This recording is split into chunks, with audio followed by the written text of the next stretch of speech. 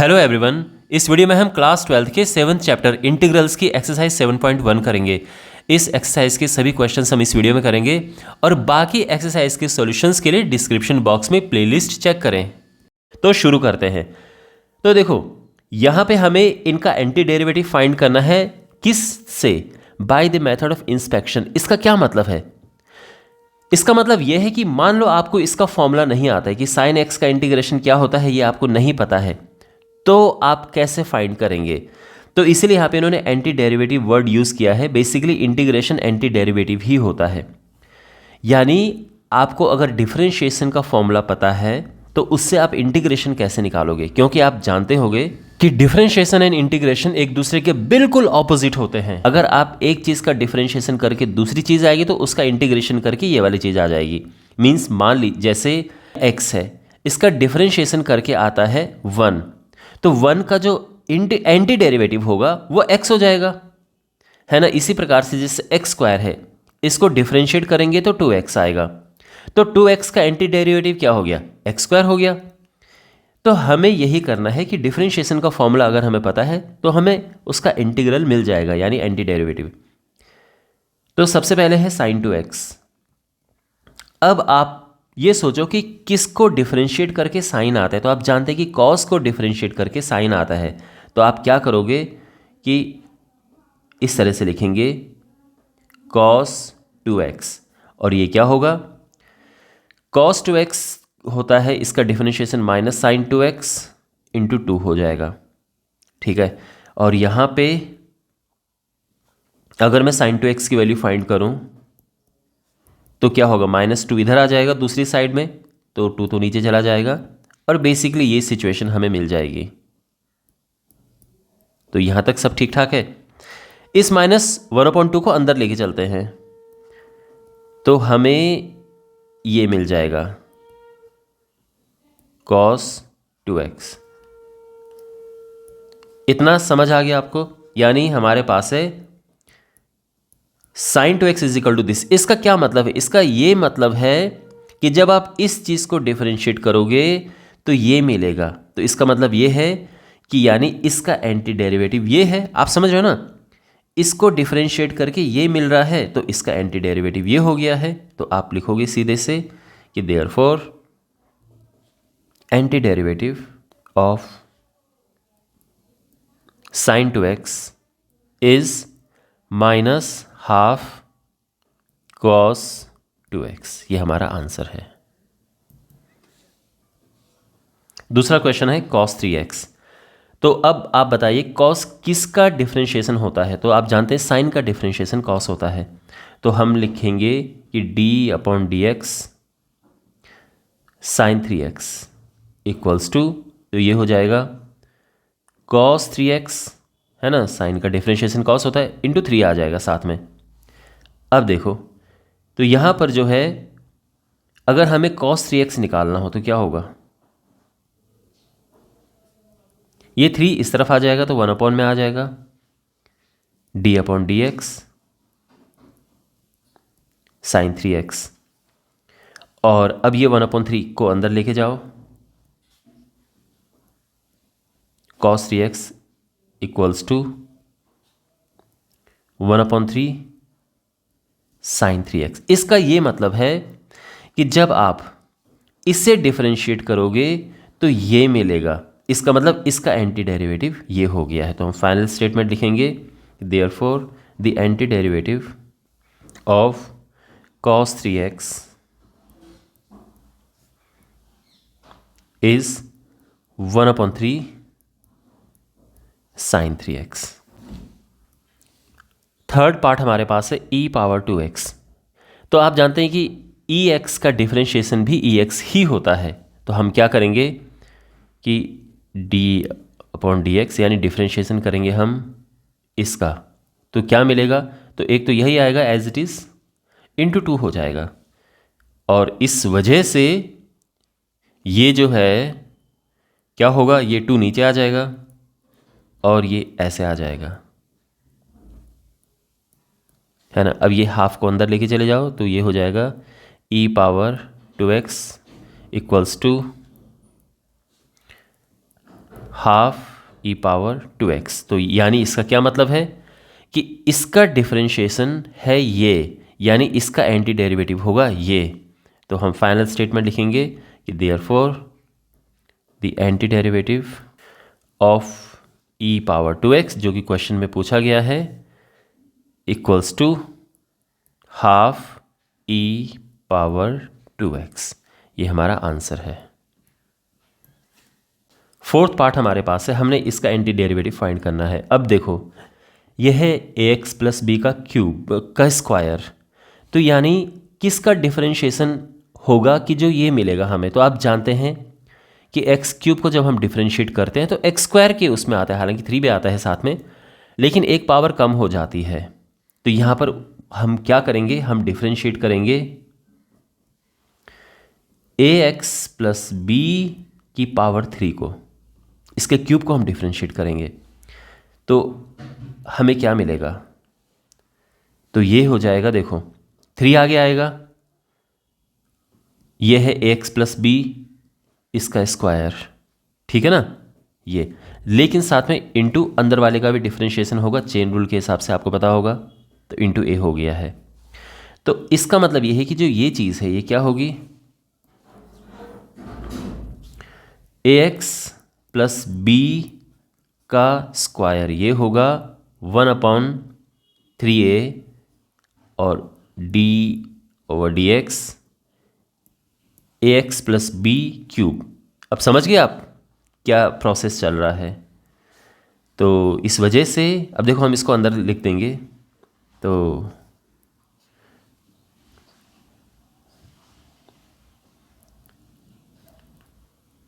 1/3a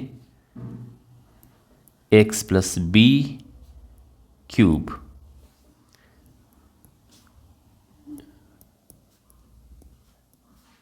और अब फिर वही सेम चीज़ कि इस चीज़ को डिफरेंशिएट करके ये आता है, यानी इसका एंटी डेरिवेटिव ये है। तो हम लिखेंगे फाइनल स्टेटमेंट, ठीक है, ये हमारा आंसर है। ओके, अब हमारे पास क्वेश्चन नंबर 5 है। देखो क्वेश्चन नंबर 5 हमें थोड़ा समझदारी से करना है। अब इससे पहले जो हमने क्वेश्चंस किए उसमें तो ऐसा कुछ इतना कुछ प्रॉब्लम वाली बात नहीं थी। इसमें आपको एग्जैक्ट पता होना चाहिए कि किस चीज़ को डिफरेंशिएट करके ये आएगा, ये आपको पता होना चाहिए सीधे सीधे। तो या तो आप एक काम करो कि रफ में पता कर लो, वैसे आई नो कि आपको इंटीग्रेशन के फॉर्मूले पता होंगे तो आप वैसे भी सीधे कर लोगे, है ना, लेकिन किस चीज़ को डिफरेंशिएट करके ये आएगा। तो देखो sin 2x तो अगर आप डिफरेंशिएट करते हो 1/2 माइनस 1/2 cos 2x, इसको डिफरेंशिएट करते हो तो इससे तो मिलता है sin 2x, है ना, इससे। और फिर हमारे पास है, हमने लेके आना है -4e3x, तो किसे डिफरेंशिएट करके ये आएगा। एक तो माइनस का साइन होना चाहिए, एक 4 होना चाहिए, अपॉन में 3 लिख देता हूँ मैं, और e पावर 3x। कहने का मतलब है कि इसको इंटीग्रेट करोगे, इसका इंटीग्रेशन ये होता है तो इसका डिफरेंशिएशन ये होता है। तो ये आप ध्यान में रखना कि आप इसको डिफरेंशिएट करोगे तो आपको ये मिलता है, तो वही हम यहाँ पर लिखेंगे। बहुत समझदारी से करना है, क्लेवरली, या आप इसको एक तरह से चीटिंग भी कह सकते हो कि हमें तो इंटीग्रेशन का फॉर्मूला पता है।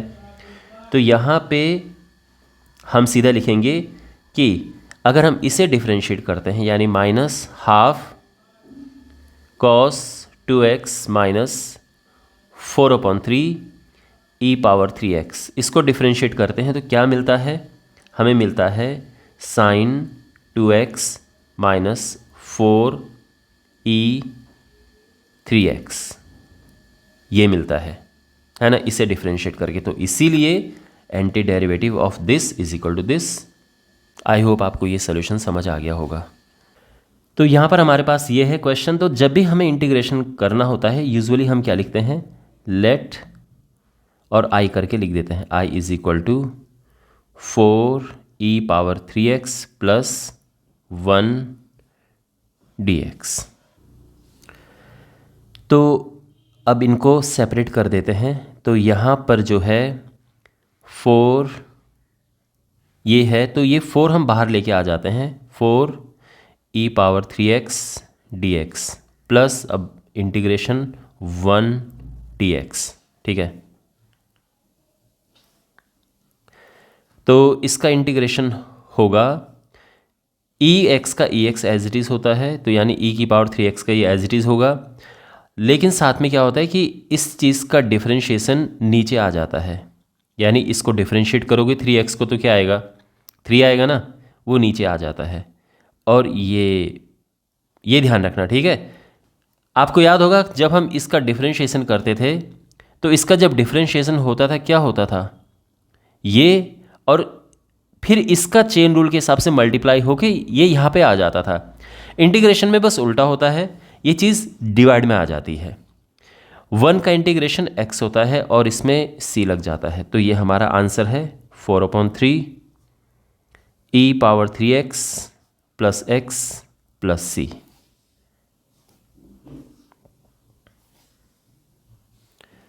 क्वेश्चन नंबर 7 है, तो यहाँ पे अगेन हम वही लिखेंगे, let i equals to x square 1 minus 1/x square dx। तो इसका अंदर मल्टीप्लाई करेंगे तो देखो यहाँ पे देखो इसका अंदर मल्टीप्लाई करना है, ठीक है। तो ये तो हो जाएगा एक्स स्क्वायर और x इसका मल्टीप्लाई करके कट जाएगा, ये 1 आ जाएगा। ओके, इनको अलग अलग करो, ध्यान रखना अलग अलग नहीं भी करो, सीधे इंटीग्रेट करो तो भी चलेगा।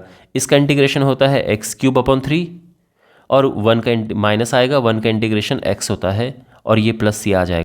देखो अगर आप कंफ्यूज्ड हैं कि यहाँ पे x³ कैसे आया है, तो देखो हमारे पास जब भी इंटीग्रेशन की ये वाली फॉर्म होती है कि इंटीग्रेशन ऑफ x की पावर n dx, यानी x की पावर में कुछ नंबर है, तो क्या होता है इसमें 1 प्लस होता है ऊपर और यही नंबर नीचे आ जाता है। तो x स्क्वायर है तो पावर में 1 प्लस हुआ 3 हो गया और यही नंबर नीचे आता है जो पावर में होता है, तो ये अपॉन 3 हो गया है, ठीक है। और 1 का इंटीग्रेशन x होता है, ये ध्यान रखना, जैसे हमने यहाँ पर किया था 1 का इंटीग्रेशन x। तो ध्यान रखना मैंने इन्हें अलग अलग नहीं किया, सीधे कर दिया। तो आप ऐसे भी कर सकते हो और या फिर आप इनको जैसे अगर आपको अलग अलग करना है तो आप कर सकते हो कि x² dx लिखा, फिर ये वाला जो -1 है ये अलग उसमें लिख दिया और ये कर दिया, ये हो जाएगा x³/3, 1 का तो x होता है प्लस c। तो आप ऐसे भी कर सकते हो, ठीक है। ये हमारा आंसर है। क्वेश्चन नंबर 8 है, तो let i is equal to, वैसे इसमें इंटीग्रेशन का साइन और dx पहले से लगा है, तो आप ये नहीं भी लगाओ तो भी चलेगा यहाँ पर, बट ये लिखने की वैसे आदत होनी चाहिए। तो हमारे पास है ये ax² plus bx plus c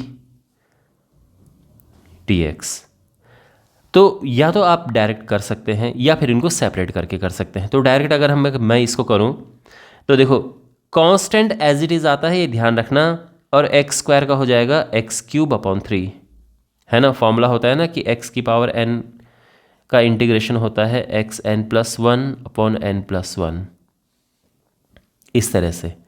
तो ये x³/3 हो जाएगा, यानी पावर में एक प्लस हो जाएगा, 3 आ गया और वही चीज़ नीचे आ जाती है, जो नंबर पावर में आता है वही नंबर नीचे आता है, प्लस b।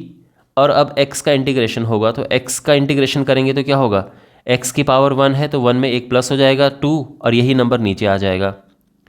अब जो c है उसमें कोई नंबर नहीं है तो इसलिए x आ जाता है, लेकिन साथ में एक कांस्टेंट भी आता है और वो कांस्टेंट में लिख देता हूँ d। तो ये हमारा आंसर है। ये तो यहाँ पर मैंने इनको सेपरेट नहीं किया है, लेकिन अगर आप इन्हें सेपरेट करके करना चाहो तो कर सकते हो। यानी ये जो है इसके बाद का जो स्टेप है वो मैं बता रहा हूँ कि आप क्या लिख सकते हो। देखो इनको सेपरेट करेंगे हम, ये ax² dx प्लस फिर दूसरा bx है और इसके बाद ये c है। तो इसका अब देखो ये a बाहर ले लेते हैं, x² dx, यहाँ से b बाहर आ जाएगा x dx और यहाँ से c बाहर आ जाएगा तो 1 dx होगा।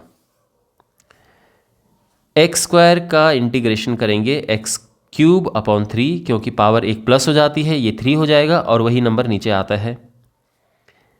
b ये x²/2 होगा, सी एज इट इज़ आएगा, कांस्टेंट एज इट इज़ आता है। ओके, 1 का इंटीग्रेशन x होता है, और फाइनली एक कांस्टेंट हम लगा देते हैं जो कि d है, और ये हमारा आंसर है। नंबर 9 हमारे पास ये है, तो हम इसको लिख के चलते हैं। लेट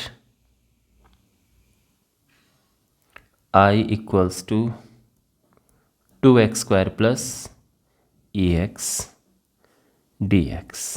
तो अब देखो इनको सेपरेट करेंगे, 2x स्क्वायर dx एक में ले लिया, और EX ये इधर आ गया। ठीक है, इसका 2 बाहर ले लेते हैं, x square dx plus EX dx। तो अभी तक तो सब स्मूथली समझ आ रहा होगा। यहाँ पर देखो फॉर्मूला लगेगा, क्या लगेगा कि जो भी x की पावर n का शेप होता है उसमें पावर में एक प्लस हो जाता है, तो ये 3 हो जाएगा, और यही नंबर नीचे आ जाता है। EX का EX ही रहता है, EX का डिफरेंशिएशन भी EX होता है, EX का इंटीग्रेशन भी EX होता है, और साथ में एक कांस्टेंट हम लगा देते हैं, 2/3 x cube plus EX plus C। Okay, question number 10 है, तो सबसे पहले इसको इस तरह से लिखते हैं। Let I equals to integration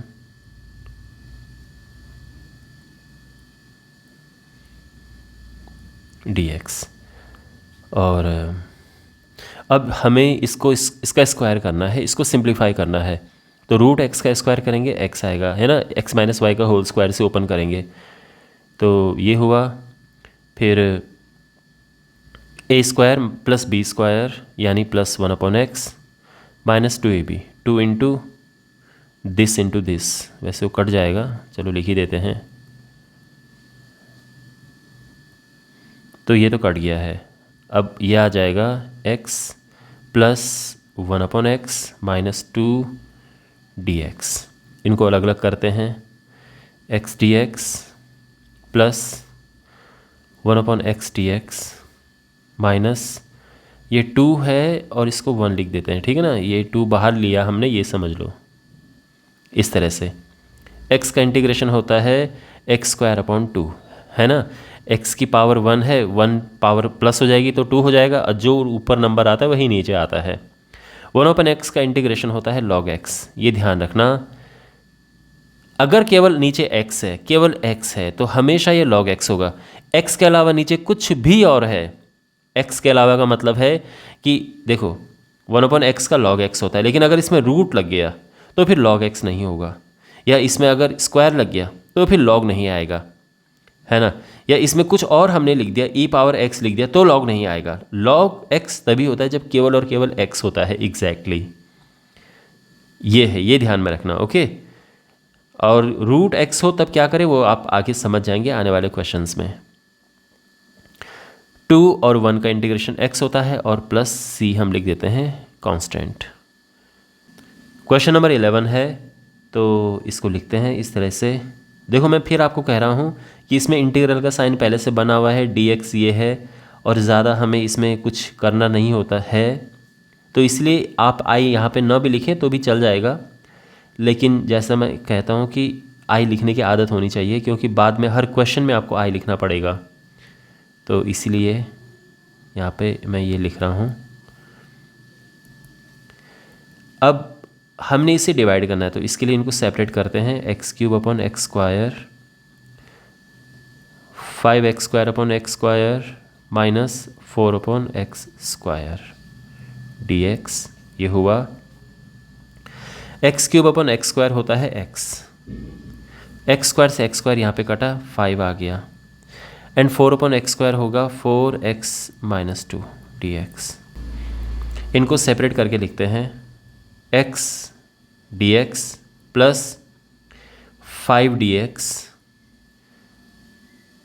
minus 4x minus 2 dx, ठीक है। x dx 5 अगर मैं बाहर लिखूं तो ये 1 dx हो जाएगा, वैसे इतनी भी ज़रूरत है नहीं, आप सीधा कर सकते हैं इंटीग्रेशन, बट फिर भी मैंने लिख दिया है। तो तो ये एक्स स्क्वायर अपॉन 2 आ जाएगा, क्योंकि इसकी पावर 1 है, 1 + 1 2 होता है, और वही नंबर नीचे आ जाते जो यहाँ पे है। 1 का इंटीग्रेशन x होता है। आप चाहे तो यहाँ के सीधे बाद भी 5x लिख सकते थे, ओके, इतना भी करने की आवश्यकता नहीं है। और ये पावर -2 है, तो क्या होता है, +1 अपॉन यही चीज़ नीचे आ जाती है। तो ये हो जाएगा x square upon 2 plus 5x -4x की पावर -1 अपॉन -1। तो ये चीज़ आ जाएगी finally x square upon 2 plus 5x, minus minus का ये प्लस हुआ और ये x नीचे आ जाएगा, तो 4/x हो गया है। और ये हमारा फाइनल, प्लस c लिख देंगे इंटीग्रल कांस्टेंट, ठीक है। ये हमारा फाइनल आंसर है। यहाँ पर हमने पहले इसको डिवाइड करना है। किस तरह से, देखो x³ अपॉन ये जो रूट है इसको हम लिखेंगे x की पावर हाफ, इनको हम सेपरेट कर रहे हैं। 3x upon x power half, 4/x power half, ठीक है, इस तरह से। तो बेसिकली हमने इनको अलग अलग कर दिया है। यहाँ पर 3 में से हम इसको माइनस करेंगे 1/2 को, मतलब ऊपर जाएगा ये, तभी इंटीग्रेट हो पाएगा। यहाँ x की पावर ऊपर 1 है तो ये हाफ ऊपर जाएगा, और यहाँ x की पावर नीचे हाफ है, ऊपर जाएगा तो ये माइनस का हाफ हो जाएगा, इस तरह से ये। अब आप यहाँ पे चाहो तो इन्हें अच्छा, अभी तो खैर हम इन पावर को सिंप्लीफाई करेंगे। ये हो जाएगा 5/2, ये हो जाएगा 1/2, और ये तो खैर -1/2 है। अब यहाँ पर आप चाहो तो इन्हें सेपरेट करो या सीधे इंटीग्रेट कर सकते हो। x की पावर n का इंटीग्रेशन होता है x की पावर n+1 अपॉन n+1। यानी पावर में जब हमारे पास कोई नंबर होता है तो हम क्या करते हैं, ये किया अपॉन, ठीक है, कांस्टेंट एज इट इज़ आता है तो ये एज इट इज़ आएगा, और ये हाफ इसमें 1 प्लस करेंगे, और इसी तरह से ये नीचे भी आ जाएगा। जो चीज़ यहाँ पावर में होती है वही चीज़ नीचे आती है, ध्यान रखना। सेम यहाँ पे फॉलो करेंगे, ये पावर तो ये है, +1 किया और यही पावर नीचे आ जाएगी, और फिर इसके बाद हम एक इंटीग्रल कांस्टेंट c लगा देंगे। बस अब थोड़ा सिंप्लीफाई करना है इसे। x की पावर 7/2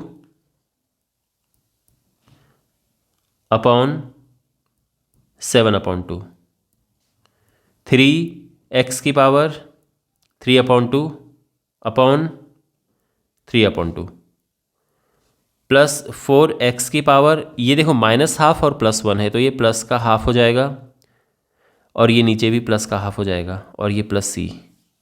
यहाँ पर हम इसे और सिंप्लीफाई करेंगे, ये 2/7 हो जाएगा, x पावर 7/2।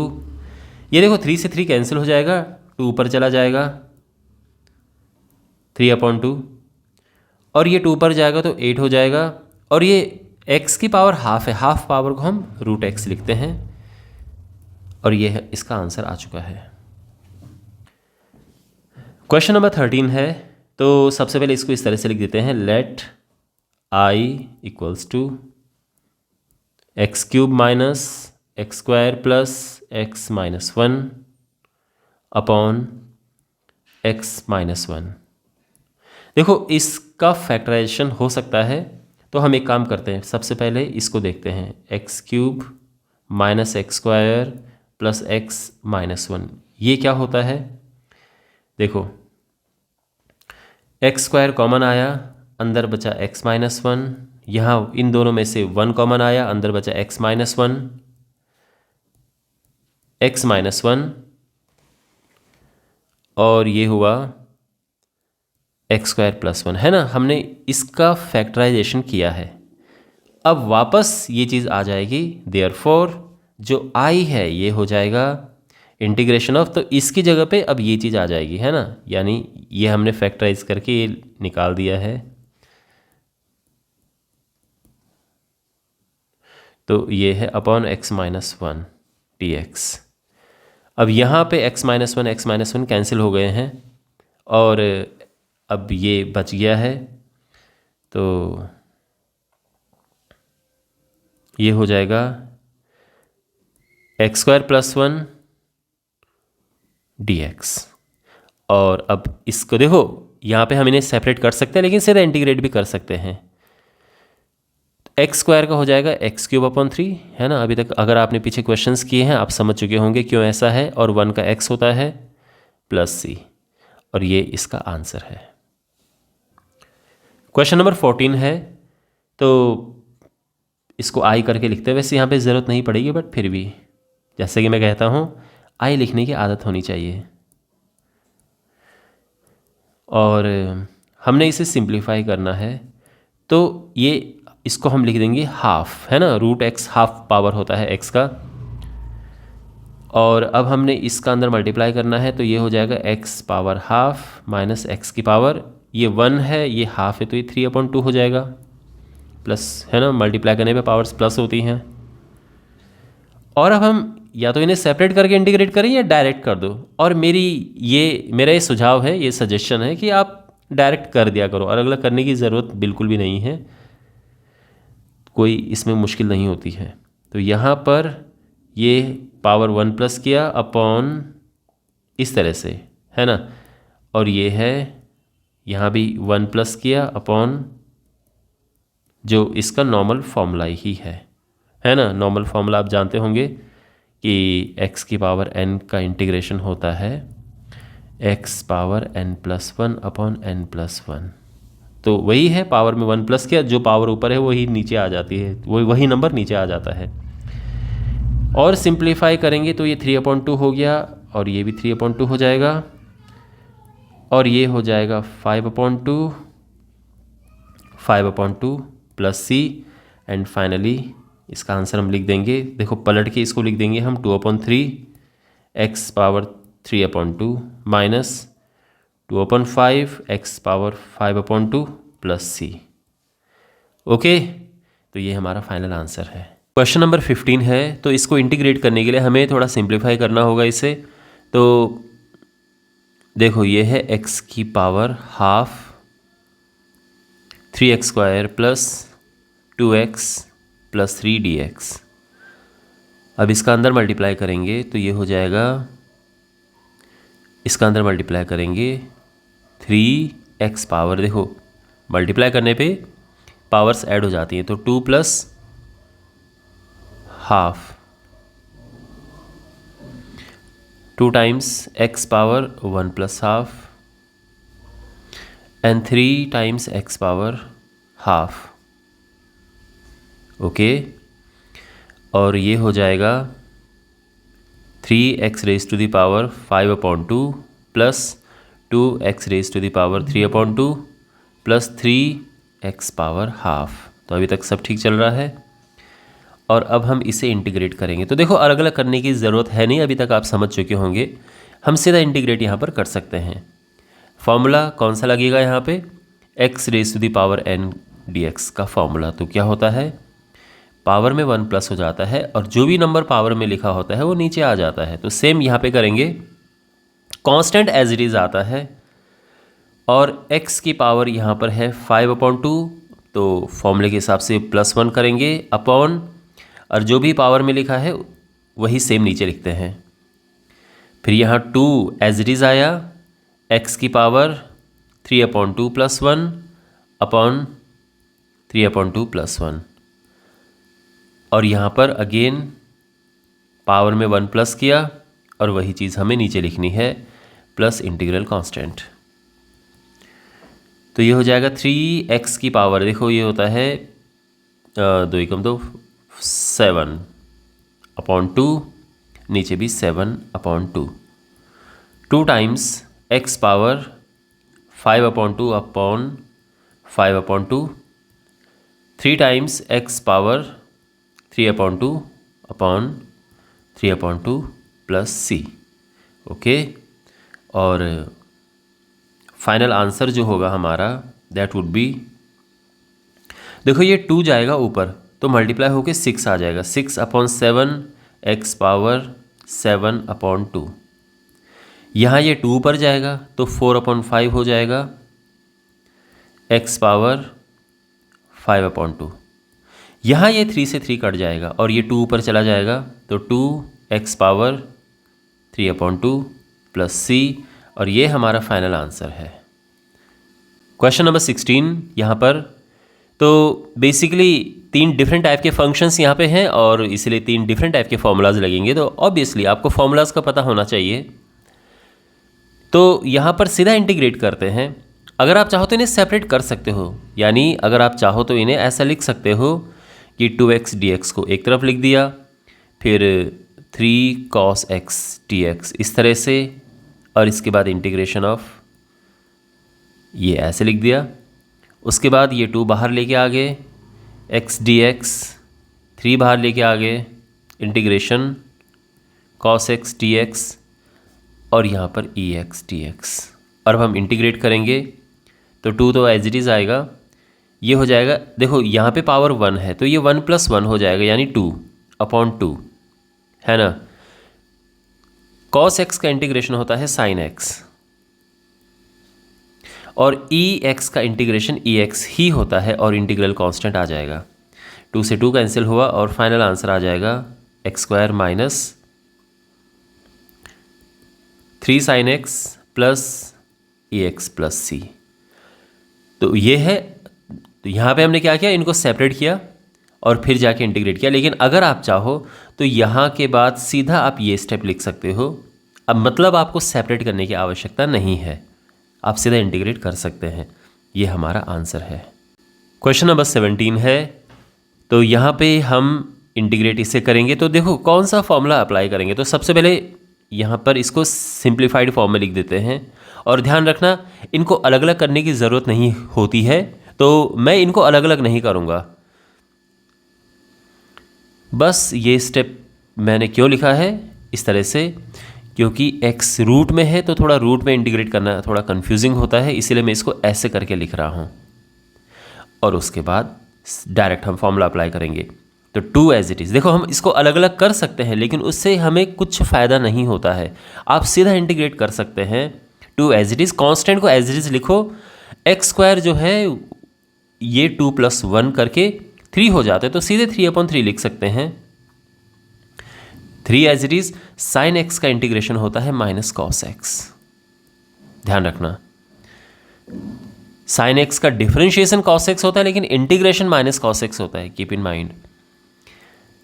और यहाँ पे हम अगेन 1 प्लस करेंगे और यही चीज़ हम नीचे लिखेंगे, ये +c। ये हो जाएगा 2/3 x³ माइनस माइनस का प्लस हुआ 3 cos x, और ये 3/2 2 पर जाएगा तो 10/3 हो जाएगा, x की पावर 3/2 प्लस c। और ये इस क्वेश्चन का सॉल्यूशन है। क्वेश्चन नंबर 18 है, तो सिंपल क्वेश्चन है ये। cos x sec x का अंदर मल्टीप्लाई करेंगे तो आ जाएगा sec² x, और ये हो जाएगा sec x tan x। और दोनों के ही फॉर्मूले हमें पता होते हैं। देखो आप जानते हैं कि जब tan x को डिफरेंशिएट करते हैं तो क्या मिलता है, sec² x। तो यानी sec² को अगर आप इंटीग्रेट करोगे तो tan x मिलेगा। इसी तरह से जब sec x को डिफरेंशिएट करते हैं तो मिलता है sec x tan x, यानी जब इसको इंटीग्रेट करेंगे तो हमें मिलेगा sec x, और इंटीग्रल कांस्टेंट हम c लगा देंगे, और ये इसका सॉल्यूशन है। ठीक है। क्वेश्चन नंबर 19 है, यहाँ पे हम इसको इंटीग्रेट करने के लिए सिंप्लीफाई करेंगे। तो sec² x होता है 1/cos² x, and cos x² x होता है 1/sin² x। ठीक है, ये स्टेप सिंपल। अब ये जाएगा ऊपर और ये आएगा नीचे, तो ये हो जाएगा sin² x/cos² x dx। और अब आप जानते हैं साइन अपॉन कॉस टेन होता है, तो ये हो जाएगा ten square x d x. Okay, clear यहाँ तक। लेकिन इस बात का ध्यान रखना कि टेन स्क्वायर एक्स का डायरेक्ट इंटीग्रेशन का फॉर्मूला हमारे पास नहीं होता है। किसका फॉर्मूला होता है? हमारे पास सेक स्क्वायर एक्स का फॉर्मूला होता है, वो टेन एक्स बनता है आफ्टर इंटीग्रेशन। तो हम इसको आराम से उसमें कन्वर्ट कर सकते हैं। तो ये हो जाएगा, देखो टेन स्क्वायर एक्स होता है sec square x minus one, है ना। और बस सेक स्क्वायर एक्स का हो गया टेन एक्स और वन का हो गया एक्स, और इंटीग्रल कांस्टेंट हम सी लगा देंगे, और ये हमारा आंसर है। फाइन। क्वेश्चन नंबर 20 है, तो अगेन इसे इंटीग्रेट करने के लिए हम इसे सिंप्लीफाई करेंगे। तो ये अलग अलग करें अगर हम, तो ये हो जाएगा two upon cos square x और minus three sine x upon cos square x. तो मैं एक काम कर रहा हूँ, इसको cos x into cos x लिख रहा हूँ, और इसके पीछे एक मेरा एक रीज़न है लिखने का, आप समझ जाएंगे। Okay, to upon cos square x, तो अगर ये कॉस ऊपर जाता है तो ये बन जाएगा टू सेक स्क्वायर एक्स, है ना। ठीक, थ्री एज इट इज लिखा। साइन अपॉन कॉस क्या होता है, यानी अगर मैं इसकी बात करूं तो ये क्या होता है, ये tan x होता है, और cos x अगर ऊपर जाएगा तो ये बन जाएगा sec x dx। ठीक है, तो आप चाहे tan x sec x लिखो या sec x को पहले लिखो tan x को बाद में लिखो, बात एक ही है। अब इसका इंटीग्रेशन का फॉर्मूला हमारे पास होता है, देखो कांस्टेंट एज इट इज आ जाता है। cos sec स्क्वायर x का होता है tan x, यहाँ पे three as it is, and tan x sec x ये होता है sec x प्लस सी, है ना। मतलब अगर आपके पास sec स्क्वायर x है तो इसका इंटीग्रेशन होता है tan x। क्यों? क्योंकि tan का डिफरेंशिएशन ये आपने पढ़ा होगा। और अगर हमारे पास है sec x tan x, तो इसका इंटीग्रेशन जो होता है दैट इज़ sec x, क्योंकि इसका डिफरेंशिएशन ये होता है इस तरह से। ओके, तो ये हमारा आंसर है। आई होप ये आपको अच्छे से समझ आ गया होगा। क्वेश्चन नंबर 21 है, the anti derivative of this equals. तो एंटी डेरिवेटिव बेसिकली मीन्स हमें इंटीग्रल फाइंड करना है। तो root x plus one upon root x d x, तो ये हमें इंटीग्रेट करना है। तो क्या करेंगे हम, सबसे पहले ऑफ कोर्स पावर को इस तरह से लिखेंगे, और ये ऊपर जाएगा तो इसकी पावर इस तरह से हो जाएगी माइनस हाफ। अब इसे हम इंटीग्रेट करेंगे तो हम क्या करते हैं, पावर में वन प्लस कर देते हैं, और वही चीज़ नीचे आ जाती है। यही यहाँ पर करेंगे, पावर में वन प्लस करेंगे, और यही जो पावर है सारी वो नीचे आ जाएगी, एंड ऑफ कोर्स इसमें सी हम ऐड कर देंगे। अब x की पावर 3/2 अपॉन 3/2 ये हो गया है, x की पावर 1/2 ये है, और 1/2 इसको अगर हम सिंप्लीफाई करें तो ऑफ कोर्स ये 1/2 आता है c। ठीक है, ये हो जाएगा, 2 ऊपर जाएगा तो 2/3, x पावर 3/2, और ये 2 ऊपर जाएगा तो 2x power 1/2 n plus integral constant ये। तो ये कौन सा ऑप्शन करेक्ट है? वेल, ऑप्शन सी करेक्ट है। क्वेश्चन नंबर 22 है, यहाँ पर ये गिवन है और हमें एफ ऑफ एक्स फाइंड करना है।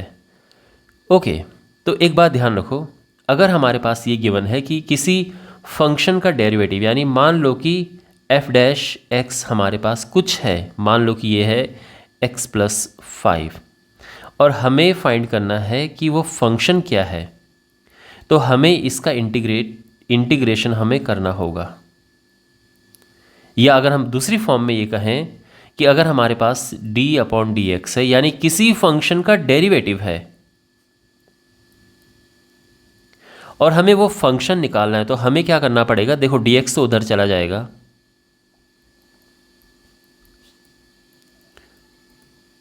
ऐसा हो जाएगा ना, और अब ये डी हटाने के लिए हम इंटीग्रेट करते हैं। तो यानी किसी फंक्शन का डेरिवेटिव ये है, तो अगर हमें वो फंक्शन फाइंड करना है तो हमें यहाँ पे इंटीग्रेट करना होता है, इसलिए इंटीग्रेशन को हम एंटी डेरिवेटिव भी कहते हैं।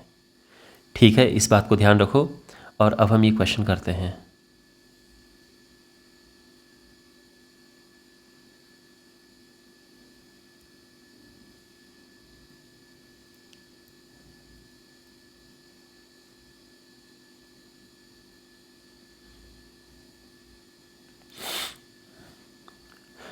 ऑलराइट, तो यहाँ पर गिवन है D upon D x F of x 4x³ minus 3 upon x power 4।